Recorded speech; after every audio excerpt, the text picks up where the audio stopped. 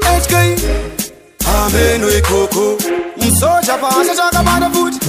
Wela wela Ngoma ndiri kubata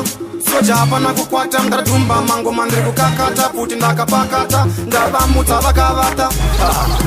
January to December Umangoma nirimemba Video makope tusenda Chikopo chalenda Uyu musoja itarenda Usino sara ya benda To December Umangoma nirimemba Video makope tusenda Chikopo chalenda Uyu musoja itarenda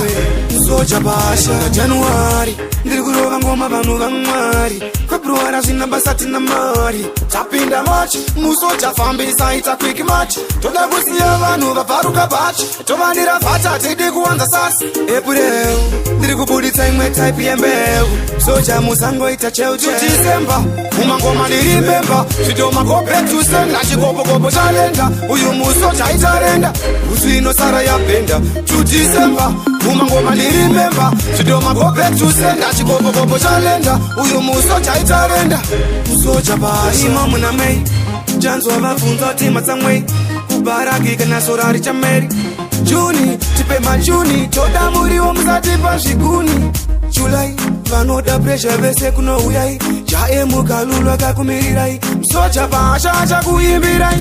January to December umangoma ndirimemba video makope tusenda chikopo chalenda uyu musoja itarenda usino sara yabenda to December umangoma ndirimemba video makope tusenda chikopo chalenda uyu musoja itarenda musoja basha okati ngoma ndiri kurova ndiri mukombati city sports nakananga nekustodati September vanotemba ndiri kupisa mamero nevese vanodena tapinda October marasta kwapisa musaloka manyisa mvura kwete mushonga November December ndininda kutonga January to December umangoma ndirimemba video makope tusenda chikopo chalenda uyu musoja itarenda usino sara yabenda to December umangoma ndirimemba video makope tusenda chikopo chalenda uyu musoja itarenda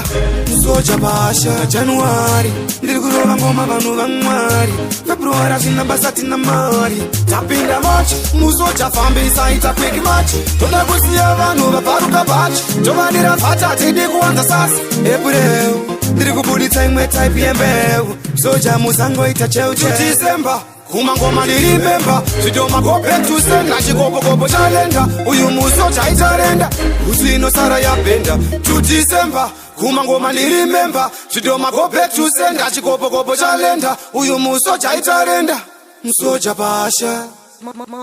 Music.